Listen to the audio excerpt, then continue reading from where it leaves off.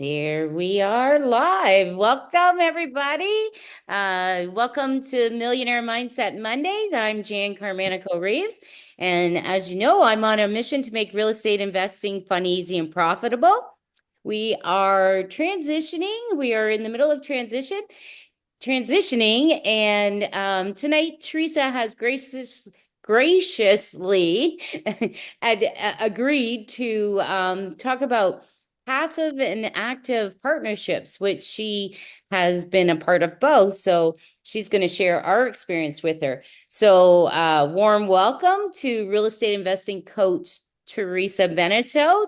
Thank you, Theresa, my fellow Windsorite. Thank you for being here with us tonight and being willing to share your past experiences. So maybe we'll start with, do you want to just tell us a little bit about your background? Yeah, sure. So, Jan, it's a pleasure being here. I mean, I've had the opportunity to meet you there earlier this year, and it's been a blessing. We've done a road trip or two together already, and hearing a lot of your experience and your journey has been very comforting, I guess. Oh, thank you. Watching you grow as well. So, thank you. Yeah, for myself, I started into real estate actually when I was 21 and I acquired my first property. And back in 1988, interest rates were about 11.75%. And I was just, wondering how I was going to be able to make ends meet and figure all that out. And going through shortly after that, there was a big recession that went on. And when the recession happened, losing everything and having to file bankruptcy Oh dear. and sitting here and going like, well, what happened? And I mean, my house purchase was only $42,000 at the time, and how low that was. But the reality of it was is that that was almost a week's wages. I was a bartender at the time, and trying to make ends meet. And I knew I wanted more. I knew that there had to be a better way, because I'd rented out that property for a short period of time, and I knew there was a better way to make money, that the tenants are paying, and it's more than what I'm paying out to the bank, and between the taxes and the insurance. And I realized I stumbled upon this thing called passive income, and I was hooked, right? I was like a fish, you know. It's like I'm hooked. And so, the market shifted, interest rates, I think, went to like 15% at that point, and I'd already seen them at 22%, and just seeing the way the market was going, and it was crazy, and going, okay, I'm going to build it again. And so I went and I was building it, and and got involved with a realtor. So him and I were partners, business partners, in going out and acquiring more properties. And again, the market shifted again, and now we're into the 90s, where again there was another recession that come up, and again lost it all. And tenants not even paying rent, tenants just moving out. I mean, it was crazy. Um, I mean, I'll be honest, back then I didn't know anything about property managing. It was simple. If you didn't pay, I was throwing your stuff out the window, right? I was so frustrated back in the 90s, right? It was like there was an LTB, a landlord and tenant board, I was I going to didn't know say. anything about it, right? I didn't know anything about it. And, I didn't know anything about, you don't pull permits for stuff. I remember my partner at the time, and he was a big man. He was a very, um, uh, like he was a built big guy. And he decided he was going to The go. I'm sorry? enforcer. The enforcer. Yes, yes. And so he said, well, he says, I'm going to go in the unit. And he said, there was some electrical problems. So he said he wasn't an electrician, he was a realtor. And he said, all right, he says, I'm going to go and fix what's wrong in the electrical panel. And I remember he took the electrical panel off. And next thing you know, I seen him blow by me, because it literally shocked him to where it threw him across the room. And I'm just sitting here like, eyes are like this, watching him fly across, across the living room. And then again, like I said, the recession happened. We lost all of our investments, and we're like, something's going wrong. And we were getting them with no down payment. we were using creative financing strategies. We were doing all these things, and tenants not paying. Again, the prices just got really wonky, and so we were sitting there, and so I had to go back and get a job, which I called just over broke. And so I had to go back to work to support my habit yet again, and try to figure it out. And fast forwarding, and going out and doing it again, and building another portfolio. And I'd gotten married at the time, and things didn't work out with my first husband, and so we got divorced, unfortunately. And that happening, having to divide all the assets, which that's what you do. And to all of a sudden have to come from, I've got to start again, right? I got to start this again. And the difference this time was that I was scared to, because I didn't think I could do it by myself. And now we're into 205, 207, and thinking that maybe I can't do this by myself. And I was scared. I was scared to do it on my own. And I got remarried and got into it again, but starting off as a property manager. And now what I did is I decided to become a mortgage broker. And because I'll be honest with you, is that um, my self confidence had really taken a hit at this point, because I'd lost it so many times. And I'm getting older as as I'm failing forward. I'm getting 10 years older every time something's going awry. And so at this point, it was like, you know what, maybe real estate's not for me. And then I started helping all these other investors grow their portfolios, 10 million, 50 million to, like $150 million book of business.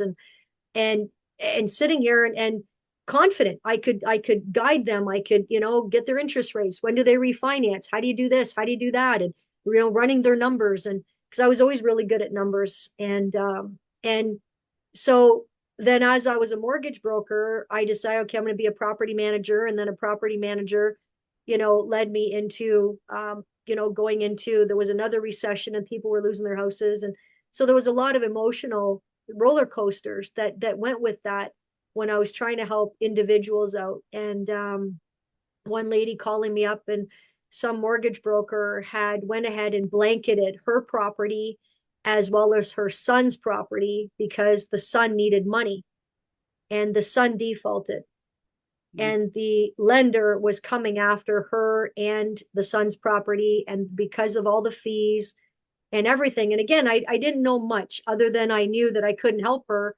And when she said, could you put me in with a lender? She said, this other broker's charging me $10,000 in fees. The payment's going to be $1,300 a month. I said, how much is your pension? She said, 1,100. And she, and I said to her, I said, I'm not even going to try, because I knew the circumstance. I knew what was going on. And I said, you know what? I said, even if I could put you into a mortgage like that, I said, you'll lose it now or you'll lose it in 6 months or a year, but you're not making enough. You don't have anything. And I said, I just suggest you start packing. And we cried together on the phone. And it was just some really bad times again, because it was another recession in 08 and 09. So I guess living through, surviving through all of those recessions, and then coming out, and then in 2019, looking at this again, and going, okay, how do I come up from this? If how can I navigate this? And I got myself a coach. That's the truth, is that I decided that if I'm the smartest person I know, I'm in trouble. Right. And clearly I must be doing something wrong, because there was still people around me that were thriving. And I'm like, I don't get it. Like, I know this stuff. I know what they're doing. I know what they're up to. What am I doing wrong? And taking the opportunity to be with a coach. And, I remember, this is kind of funny, but I remember going to this, there was this big event going on, and there were booths. And Stefan Arnio was in one of them. He's passed now, but Stefan Arnio was there. And then there was another guy, I don't remember his name. And then another, more mentors, and going around their booths. And the first one was like $80,000 a year. And I was like, oh my goodness, like, who has that kind of money, right? I'm thinking, this is insane. And so, and I'm sitting here, it might end up being that. And then I went, to some more booths, and then I went to the one booth, and the gentleman says to me, he said, yeah, he says, come to Toronto, and we'll do this event that's like 4 hours and I'll teach you some stuff with a group. And I'm thinking, Toronto, like that's far, right? And I know why you're laughing, but it's like, that's far away. Like that's another world. Like I'm going to have to take like 3 days to go to Toronto. It's a 4 hour car ride one way. Right. And he said, the event's $100. And I'm like, oh my God. I'm like, well, can I bring my husband for free? Can I get a 2-for-1 kind of deal? And he said, yes. And then we got to talking about deals and stuff. And he said, he says, I'll provide leads. And I was like, oh my goodness, like nobody provides leads in the industry, right? So I was like, okay, how do I do this? And how can I be part of this? And what's going on? And I was out of money again because of everything that's gone on. And I was like, what do I do? And so I said to him, I said, I'll take all your leads. Like, can I have every lead you're going to send me? And he said, yeah. And he says, well, they might not all be deals. And I'm like, oh yeah. I said, they'll all be deals. Like anything you send me is going to be a deal. I can make anything a deal. Right. And he says, you have to do due diligence. And I'm like, do what? How do you spell do? And I can honestly say I didn't know what due diligence was. And And I just kind of looked power at a of mentorship, property. right? Yeah, I'm you don't sorry? know. That's the power of mentorship. You don't know what you don't know. Yeah. And so when he said, and I'm going to teach you due diligence, and I was like, well, I've already made money in real estate. So my ego, that's the truth. It was like, what's he going to teach me? He'd been doing it for 40 years. And at this time, I'd been doing it for 30. Now, mind you, he was doing it the right way because he was on the other side of the booth. Right. Good point. Good point. Yeah. you know, and he'd already written a book. So I'm sitting here and I'm like, okay, so, I went to this event and, my husband was there and, we got into the mentorship program and the due diligence that he broke down of, then he talked about partnerships, which really ties into what we're talking about today. And he talked about things when you're getting into partnerships, what to look out for, what to ask for, and what to be in a partnership. And realizing that a partnership, even though it's real estate, is like a marriage, is that if you go and you have a child together or you have a property together, you're married to that person for the extent of that mortgage or until you're not the owner anymore. Even And so forced, you still own that property together. absolutely, That absolutely. child So together. Right. Yeah. yeah. And so, there's the signs in the beginning and the signs at the end. And prior to 219 is I hadn't had good experiences with partners. So I didn't want to get back into partnerships. I was like, nope, I'm good. And then, through the coaching and coming out and going, wait a minute, together everybody achieves more, right? Jen, like that's the definition of team. And realizing that coming from old school of if you knew a secret, you didn't tell anybody. Yeah. Have you experienced that at all? Not in these groups that we're in. We Yeah. want to share with each other. Collaboration is key, right? And that's the thing is I was used to keeping my hand very, very close. Don't tell it if you found a new way to do it, you don't tell anyone. And now I'm in these rooms and they're like, when someone goes, well, how do we do this? And I'm thinking no one's going to tell them the answer. And everybody's like, this is how you do it. This is how you do it. This is Try what this, I try did. that. This is what I did. This is, yeah, yeah. Or I know so and so that did it, and let me connect you to. Because they say there's enough real estate to go around, right? Nobody Yeah. needs to own it all. We can all have some. So let's all work together. Yeah. And I'll be honest, I really came from a scarcity mindset, right? Of if I tell someone my secret, they're going to run away with it. And really coming to believe that by helping other people, and then I couldn't believe that people were helping me so much. People were actually when they would say, do this and this and this, I was like, wow, like, look how helpful. And, and you know what I realized, the power of that was that by the more that I gave, the more that was coming back to me. Absolutely. And I would have never, not in a million years, thought of that.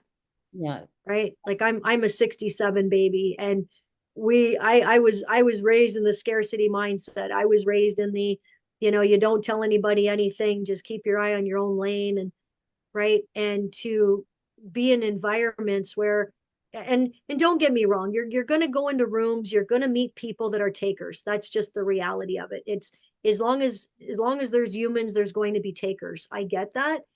I just know that just because other people are takers doesn't stop me from giving. And I found that by giving and giving and giving, that there's a law I've heard along the way, and it's the law of reciprocation. And I've realized how much that plays in my life. And I've realized that I don't have to be in competition with anyone. I love when I see someone on their journey, and I'll say to them, hey, you know what, if you want a partner, let me know. This is, here's the ABCs, here's the one, two, threes. And I was at an event last weekend, and I have two people who want to partner with me.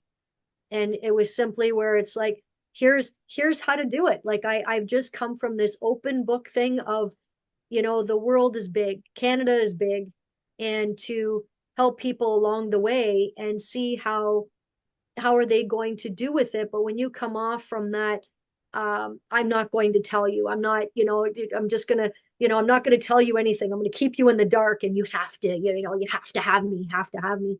And it might have been the mindset because I've been self-employed my whole life, so always in sales and stuff. And then realizing in this venture of it, in this juncture, is really coming off and educating people and telling them everything. And I find that the more I'm educating, the more I'm telling people, be careful, right? When you're getting into partnerships, right? And you get into the partnerships where you're going to be a passive partner. A passive partner usually means that they don't have anything to do with the real estate. It usually means that they come in with the capital. And also, a passive investor can be someone who's lending money out. So lending money can be on a first mortgage, a second mortgage, a third mortgage, a 10th mortgage. Anytime that you're lending money out and you're getting interest back, that's a passive investor, because all you're doing is lending your money out. You're not actively doing any managing on that asset. And then another passive way is through a promissory note, meaning it's almost like one step up from a handshake that says, I'm going to loan you this money and you promise to pay it back. And there's been a lot of losses done in promissory notes. And there's a lot of people that have lost millions upon millions and millions of dollars. And I'm not here to bring up names of anybody in particular, but all I can say, Jen, is I think it's really important that we let our audiences know is that don't do anything without talking to a lawyer.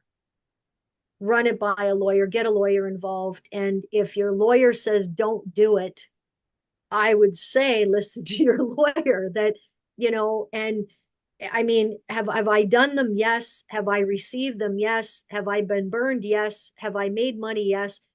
All of that is true. Like, yes, there's two sides to every coin.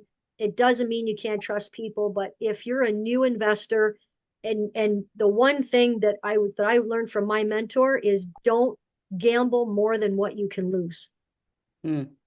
Is if you can't afford that $50,000 that you're loaning that person, if they don't pay it back for whatever reason, what does that do to you? And if you say it won't bother me, then the choice is yours. But if that's your life savings, if Don't- that's going to hit you that hard, then don't do it. I would say don't do it. Save yourself the lawyer bill and just don't do it. Right. And a lot of Yeah. times they don't consider that.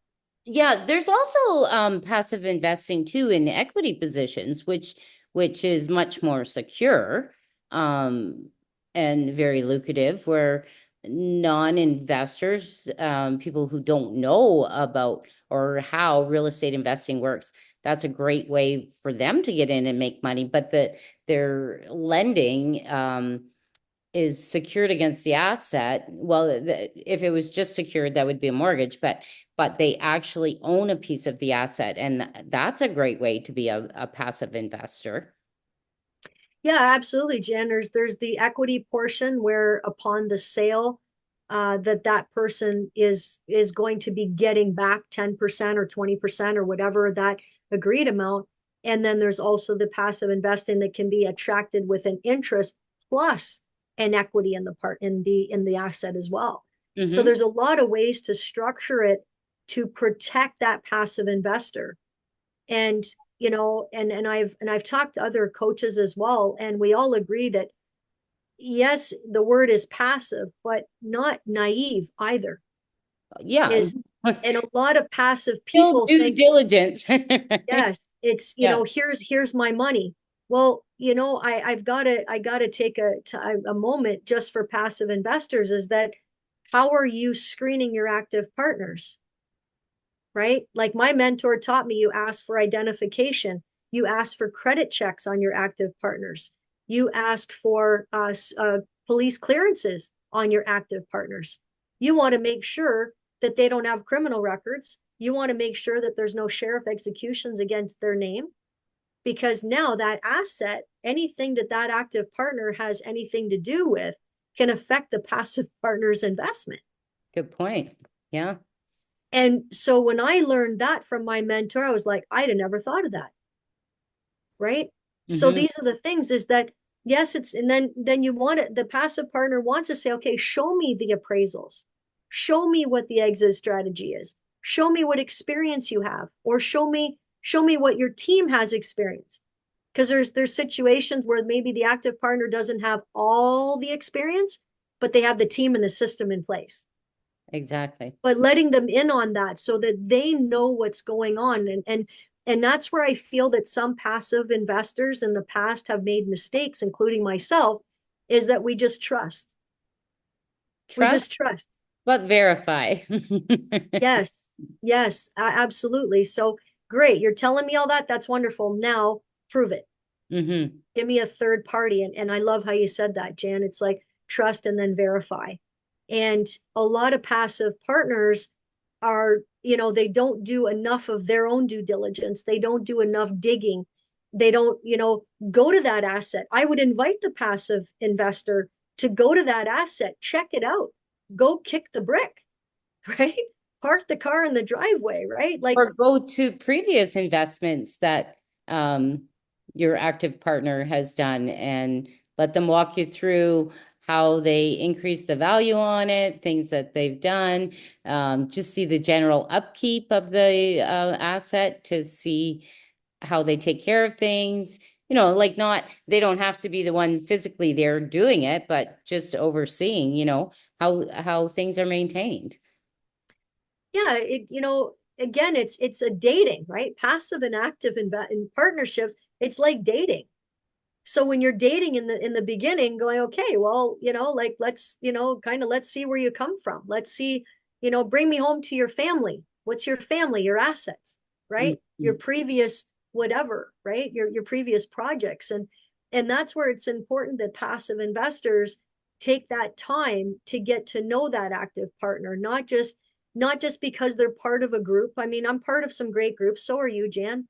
And they're fantastic groups. However, that's not the due diligence. No. That's just, okay, we both know a person. That's all that means. But what else are you getting from that active partner? Because sometimes that active partner can be on the verge of bankruptcy.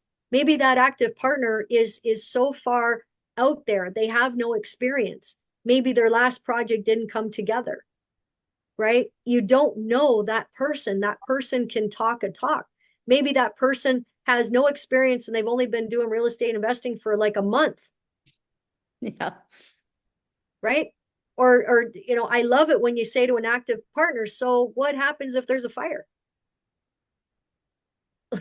You know, you get that look, right? Or what happens if someone passes away in your unit? How are you going to handle that? And those are things that have happened to me. So those are the things of how do you handle it? What do you do? Because that's not a passive partner's job to deal with that.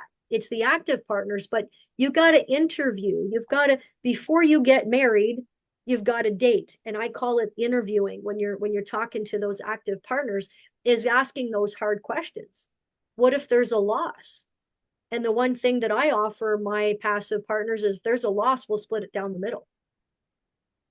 So I stand behind what I'm doing as well. So I'm not going to put the onus just on the passive partner. But some active partners come up and say, well, it's kind of not my problem, right? I did my part. So if there's a loss, sorry, right? So those are the questions. You want to have the hard questions out of the gate. You want to ask all those tough questions to your active partner before, or I should say, your potential active partner before you actually sign on the dotted line. Agreed. Yeah, I think another really good question too is if the active partner is investing in it themselves. If Yeah, and they're some putting their do. own Yeah, capital in, right? right. And some do and some don't. I've structured both of them. Mm-hmm. I've structured them where I've come up and I've put in, 10% of 20% down to be able to acquire an asset. I've come in where I've put none of my own capital. And it depends on the passive partner and depends on the project, depends on what, where are the partners at? How many partners are involved? Because in some cases, it might not just be one passive partner and one active partner. Mm-hmm. I've done them with up to 9 partners Mm-hmm. on one project. So it can be multiple people. And then you have multiple personalities. Then you have, it's like herding cats, right? And that can be challenging, right? And some of the things to make sure of is make sure that you have a shareholder agreement in place.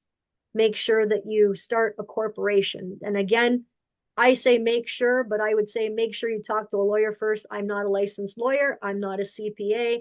I have absolutely no licenses that I'm holding at the moment. So I would just recommend that you talk to professionals. But I can just say from my own experiences, having a shareholder agreement, having an operation agreement, that way there you know what is expected of each person, memorandum of understanding. And you want to know, we're going to enter into this, but your role is going to be this and mine is going to be that. And And, you want to outline it, right? and things are going to go wrong, not if. Guaranteed.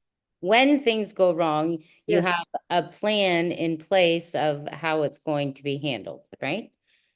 Absolutely. And that's the thing. I mean, if you're going to buy a restaurant together, you would have to have some kind of policies and procedures in place. Mm-hmm. And it's the same thing on an active and passive partnership, is that there's going to be a lot of moving parts. When a tenant has a problem at 3 o'clock in the morning, who's the tenant supposed to call? And that needs to be discussed and that needs to be put in writing. Who's going to be addressing that? Who's going to be fixing the toilet? Is it going to be the active partner? Is it going to be the handyman on call? Right. So it might sound trivial, but you've got to know what's going on, because I'm telling you right now, as sure as I'm sitting here, is that I've had multiple pages of shareholders agreement operations. I've had all of those. And still there's something that comes up and you go, gee, out of the 55,000 questions we covered, this is a first. Now what do we do? Right. Another thing that comes up is a cash call. What if the asset is going over budget? What if it's going past a timeline? What if the refinance isn't going to happen within the 12 months as we projected, and now we're hitting 18 to 24 months? What's going to happen there? And then as a passive investor, it's great to have a vision, and I do that with all my passive partners. The vision is in 12 months we're going to refinance. That's the vision. However, the passive partner needs to understand, and it's something that I go over in the beginning, is okay, what happens if that money doesn't come in 12 months? And if they say, well, I'm going to lose my house, I say, well, then I can't have you on, because the risk is too high. Mm-hmm. The risk is too high for them. And I don't want that kind of pressure either. I want to make sure that the asset's going to perform.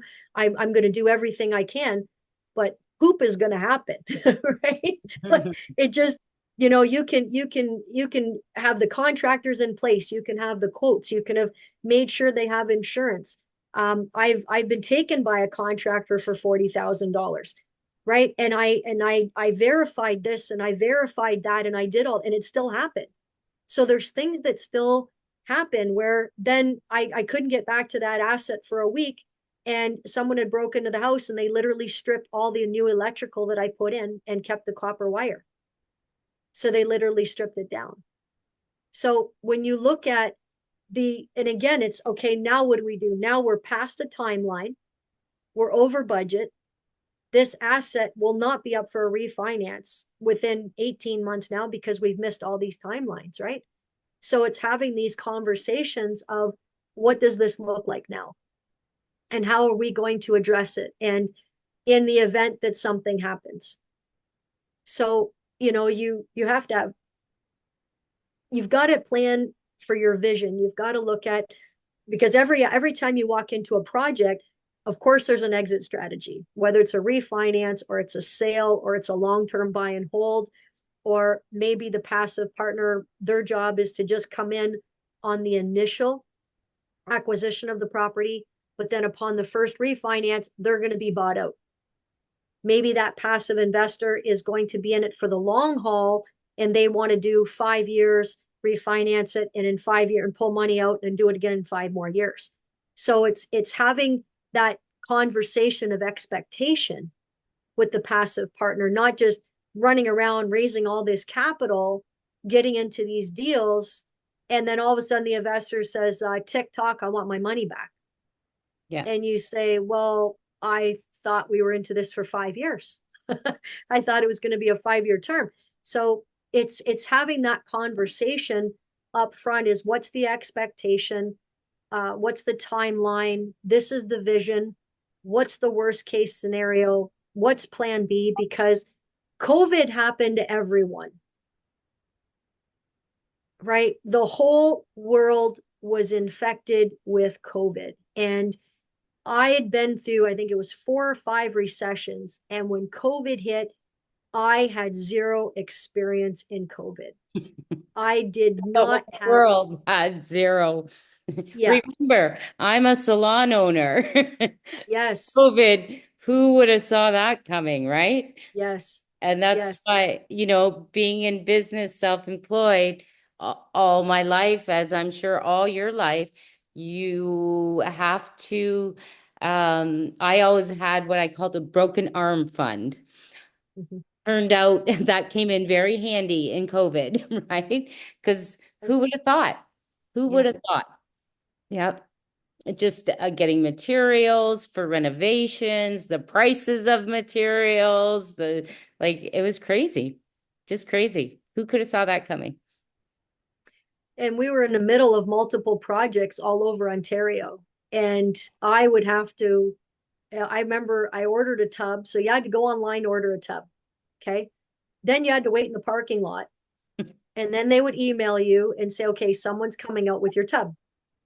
If you forgot a washer, like a little washer, like a little washer or a screw, you had to go back online, order the screw. And if they came out with a bolt, you couldn't do refunds. You couldn't do any refunds. There was no refund. No So that you would have returns. had to wait. Yeah, No, there's no returns. Yeah. because you couldn't go in to do any returns. Yeah. So you Yeah. literally had to, so if you were missing a washer, you had to wait in that parking lot. And I remember having to wait a day for a washer. Yeah. I was doing some kind of plumbing or something and we had to have it. It was like, are you kidding me? Yeah. And then I remember I had to drive an hour just to get sheet of drywall. They had no more drywall in the city. Yeah. And So lumber, 2x4s. You couldn't get 2x4s or ten plywood. dollars. Yeah. Plywood. Yeah. Yes. Plywood, I think, hit over $100 a It did. sheet. It did. Yeah. I I was bought it. a major renovation in my primary residence. I was house hacking, right? I moved and I remember going to the hardware store. You could go to the hardware store and they had a little window and you could show them parts and say, I need this to do this and they would Yeah. come back with two or three different things. And it was crazy, just Yeah. crazy.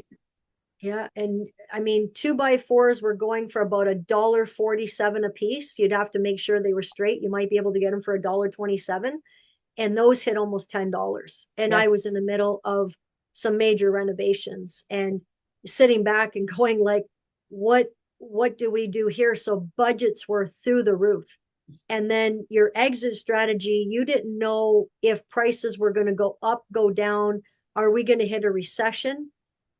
Tenants stopped paying rent. A lot of them weren't paying rent during that. So a lot of landlords went, they busted, right? They went belly up. They lost properties through that. So there was so much that went on that, and being a passive, at that time, being passive and active, I was on both ends of the spectrum, just sitting back going like, I don't even know what to do. I don't even, because nobody prepared for it. I did a mortgage March 12th of 2020. March 13th, 2020, the world as we Ah. knew shut down. Yeah. I am still in litigation for that mortgage, and I'm coming up, it's going to be 5 years, March 2025.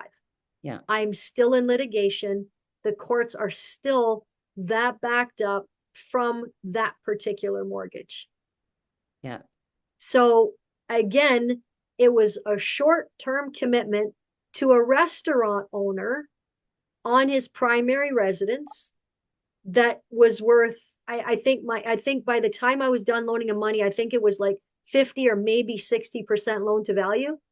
Then COVID hit. We had no idea what that asset was worth. And now now it looks like we're almost at 100% loan to value because the asset now has dropped in value because of what's gone on in the times. So in this 5 years of this mortgage, the values have spiked and they've hit done a nosedive. Yeah. So those are good questions, I guess, to if you're an active or I'm sorry, a passive investor, good questions to ask the active partner about their experiences and how they handled problems because problems come up, right? And Absolutely. so give me an example of something that went really bad in a project and how did you handle it? I think just that itself is a great question for passive investors to ask their active partners, right? Just to see how they handle things. One of my hardest moments with one property where I was active was that we got a call in the middle of the night and a baby had passed away in our unit. Oh dear. And we thought the baby was, I think, 2 months old, 2 months old, 3 months tops. And they had just moved into our unit, maybe 2 weeks. And we get a call, the baby's passed away. The police want me there right now because I'm the active partner. I have to go down there, and they believe that it was because of a gas leak in the gas stove that we had. Oh, And I was like losing my mind all the way there, like driving to the asset, meeting with the people, meeting with the police, meeting with the fire department, and everything else. And when they did all of their testing, there was no gas leak. So it was not our fault, my fault, or the stove's fault or anything. But it's how do you handle when that call comes in, right? And that's the difference, is that it's one of those, you show up at that property, yeah, right? absolutely. When you get that call, I was managing another asset. There was a fire that happened, and it was a family of 5 children, 2 adults. I got the phone call in the middle of the night. I ran, well, I didn't run. I drove my vehicle to the asset, went to the property, met them all there, and there was a challenge with the fireplace, and the flute or something, they hadn't opened it, I guess. I don't know much about fireplaces, but whatever they did, they had closed it, so the fire went across the house. So the fire actually went through the wall and literally lost the whole property. But it was the whole thing of, the family was okay. And I'm only sharing these stories because these things happen. Like, look all over the news, which I don't really watch the news, but I know it's all over the news. This stuff happens. And that's the thing, is that that's something that the passive partner should have that trust in the active partner that they're going to show up at the property, they're going to be there, they're going to do what they can.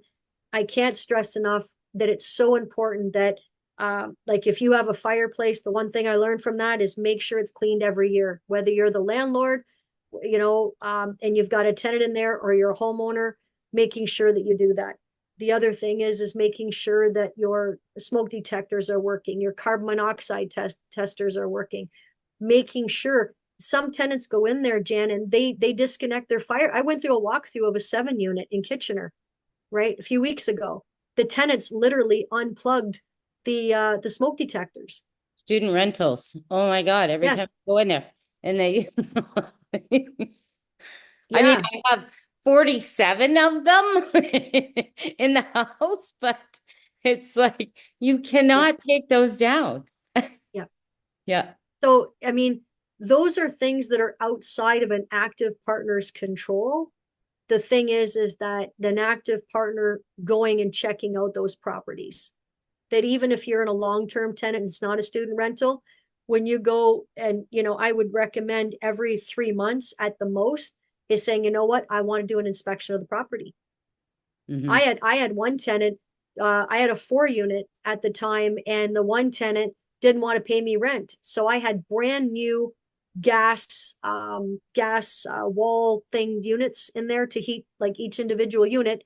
And he would blow out the pilot, call the building inspector on me, and unplug his smoke detector and say, there's no smoke detector and my heat doesn't work, just so he didn't pay rent, right? And again, is because I was a good manager, active partner, is that I'm like, so so they, of course, they got mad at me first, right? Oh, you're a bad person who's managing this property. And I said, why would I spend thousands of dollars on a heating unit for each apartment, and I would and blow it out? Number one. Number two, it's new. I can make a phone call and it's covered, right? It's under warranty. So I said, and the guy just kind of scratched his head and he was like, you know what? That's a good point. Right. So and that's the thing, is that when, I'm just going to use it loosely, but when you're a good active partner and you're honest and you're responsible and you're accountable, is that you show up when the building department's there, you show up when the fire department's there, you show up if the police are there, right? I was doing that with a 12 unit with some of my partners. I was active and passive on that one. That was for a 12 unit. And we get those calls, and what do? You go to the asset, right? You go to the asset. How do I solve this problem? What do I have to do? And yes, we screen our tenants, and yes, we try to get the best tenants that we can, and do they have their jobs? But I'm going to tell you, I've had really good tenants, all of a sudden they go bad. Yeah. It happens. So I mean, we do our best. We pull the credit checks on the tenants. We do the references. The other thing I can recommend is making sure that you're not calling their current landlord. Call their previous landlord and the previous to previous landlord, because those other two landlords have nothing to lose by telling you the truth. Absolutely. Absolutely. So those are some of the things, is that when you're when you're engaging in an active partner, is what are they doing to protect that asset? And what I love about having a partnership like that is that, being that I'm an active partner, I'm showing up going, this is my asset too. So I have a vested interest in making sure that tenant pays rent. I would rather leave a unit empty for 6 months than to put the wrong person in there. Yeah. But like Is, you know, things happen. You can do all your due diligence, get a great tenant in there. And I've heard lots of stories, unfortunately, that you might have a great tenant for 6, 7, 8 years, and then all of a sudden they have an operation and they put them on Percocets and they get addicted, and now they're a drug addict. And I mean, life happens. And so how do you deal with that? That's the bottom line, I think, right? Yeah, and I think it's just a matter of the passive partner. They can, with my passive partners, they can be as involved or uninvolved as they want to be, but in the beginning, I tell them everything. Right? This is the intention, this is the vision, this is what we're going to do. And even as we're going along, I'm letting them know what's going on. If they don't open their emails, that's up to them. If they ever want to come to the property, they can. I will say, I'm going to this asset. If you want to meet me there, and then they don't want to go, and I'm like, that's fine. But I like to let them know that at any given moment, it's an open book. At the any given moment, I'm going to let them know what's going on. If it's 3 o'clock in the morning, I'm going to make the decision of how to get through it. They will know in the morning what happened. This is what we had to do. I make sure that there's, a reserve fund as well. That way there, I'm not calling them for $100 problem, right? Some assets I'll say up to $500. Some assets I'll say up to $3,000, where I don't have to call them and ask them every time I need to do something. It gives me some flexibility, but it's also that showing them that I'm very economical. I'm not going to call a plumber on a Sunday night at 9 o'clock at night because there's a little bit of a drip. Right, right. Not doing that, right? That's something that can wait until Monday morning at 9 o'clock, regular hours, that it's going to not cost, a time and a half or double time because it's a weekend call, right? So there's some common sense. And there's some active partners that are out there. There's some property managers that they just blow money. Like some of them, and that's what I was a property manager, and I was always really cheap and very conscious of that. But when I started having to get a property manager, I started realizing they didn't think like I did. Funny And how many times I'll get a call from a tenant on a Friday at like 4:30. Oh, like, we're not getting anybody now till, like I'm not calling in an emergency for, something that's been going on for 3 weeks, but you're just telling me now. Usually I will go take a look at it over the weekend to see if there's anything I can do. And sometimes I can, but yes, same thing. Like I'm not going to call in an emergency, double time, triple time because you decided to call me on a Friday at 4:30 to tell me about it, but good point. I think also it's very important as the active partner to interview your active partners. So to know what their expectations are, to get to know their financial situation and whether that project is a good fit for them or not, like maybe for example, if they're using a HELOC to invest, can they afford, to make the payments if they're not having their capital return for 2 years to 5 years, or yeah. do they need cash flow to cover those payments? How much do they know about real estate investing? Well, what kind of communication would they like to receive? How often would they like to receive it? And um, Yes. yeah, I think, you really have to align with your active partners as well. Just because they have money doesn't make them a good partner, for every project that you're doing. Yeah, and that's just it, is really connecting with your passive partner. Hmm. What are their expectations? Like you said, their HELOC, do they need the money back? Where do they stand? That's important. That's Hmm. that's important that you, and that's the active listening, Jen, that we're always hearing about. Hmm. Is, if, because again, if your intention as a passive partner is that you need cash flow, then this asset may not be for you. Exactly. But Exactly. I will keep you in mind for the next acquisition, because maybe there's one that does provide cash flow in the interim, but in this play over here, because there's going to be such a substantial lift, we're going to have to acquire it a little bit more creatively, maybe pay more interest to acquire that particular asset. But on the refinance, you get it all back. But I Right. understand you can't wait, and I can appreciate that. On the flip side of that too, some people may not want the cash flow because of their income bracket, right? If they're not investing through a corporation, or even if they are investing through a corporation, the tax consequences of cash flow is a lot different than return of capital in a shorter period of time. Like there's really a lot that you need to know about your capital partners to make it a good deal for them that fits with their investing strategies and what they need. Yeah, it's important that everybody understands, put it out on the table even before you go and get a property. But when you're talking to passive investors, just asking them those questions. What's your timeline? Do you need cash flow? And I love that you said that, is because a lot of my passive investors, they don't need the cash flow. They Nor don't do want to we be in the want higher it. tax bracket. Yeah, Yeah, they that's don't want it. They're like, no, it's okay. Just, capital keep that in there. preservation, capital Yes. preservation, right? Yeah. Yes, they don't want their cash flow. They want it, they want to keep it. So we structure it that way. Hmm. We structure it so that, okay, what's, putting them into the ones that require the lift, because we're going to need more of construction draws. We're going to need more draws on that as we're going to be going towards a project to be able to lift it. Maybe we're going to do conversions, right? Or we're Right. going to make it from, from commercial units to residential units.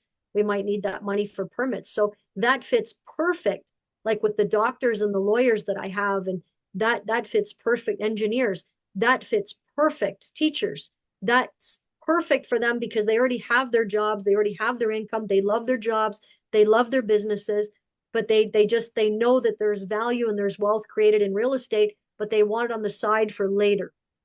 They want something to build for later, which is perfect. For retirement. Like you mentioned, doctors, lawyers, they're self-employed. They don't have a pension plan, right? So Mhm. they need to build something for the future. I mean, teachers have a pension plan, but yeah, many professionals do not have a pension plan, and they need to make investments through their medical corp, or if they set up another corp and their medical corp lends to them. There's all kinds of different ways. I'm not an accountant. I'm just right, but different ways that they can invest and use. Specifically, doctors have the professional line of credit that they can tap into too.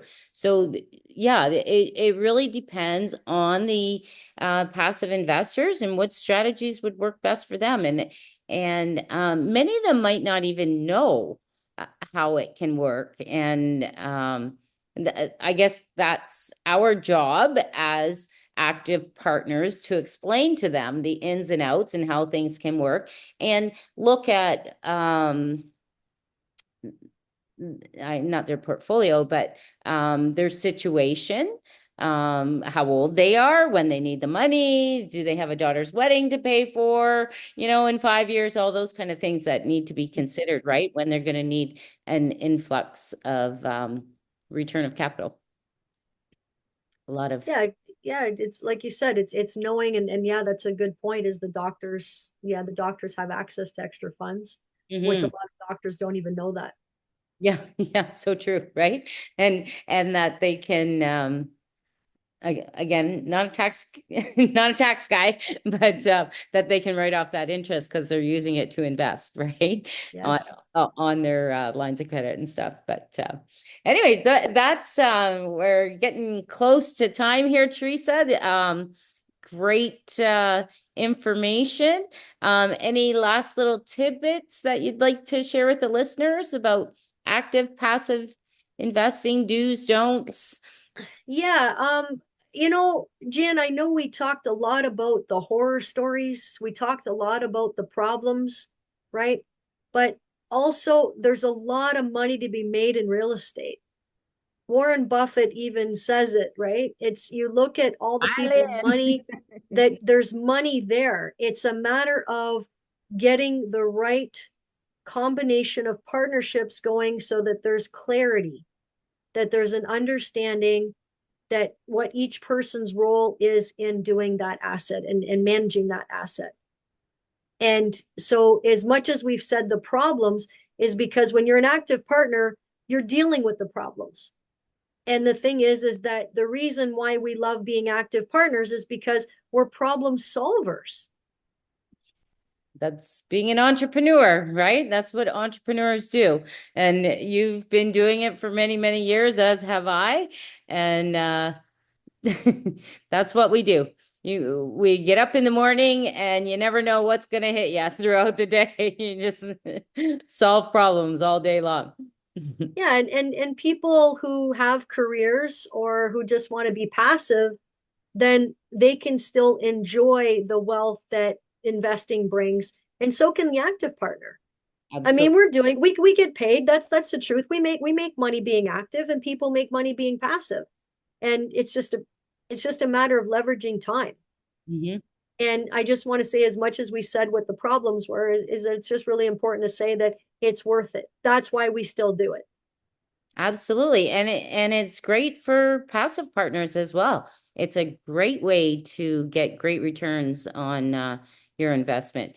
And typically well, what they say about real estate too is when's the best time to sell is never, and never sell when you have to, right? That's the only time really you'll lose money in real Yes. estate. I mean, every once in a while, yeah, there's a dip in the market. It's gone down a little bit recently, but if you don't sell, you're not losing anything, right? So as long as you buy and hold, it's real estate's a long-term game.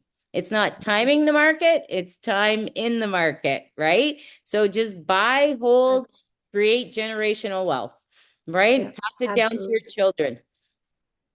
And that's the Absolutely. beauty of passive investing is that you get your return of capital. You've got no money left in the deal, so it's infinite returns at that point for generations to come, right?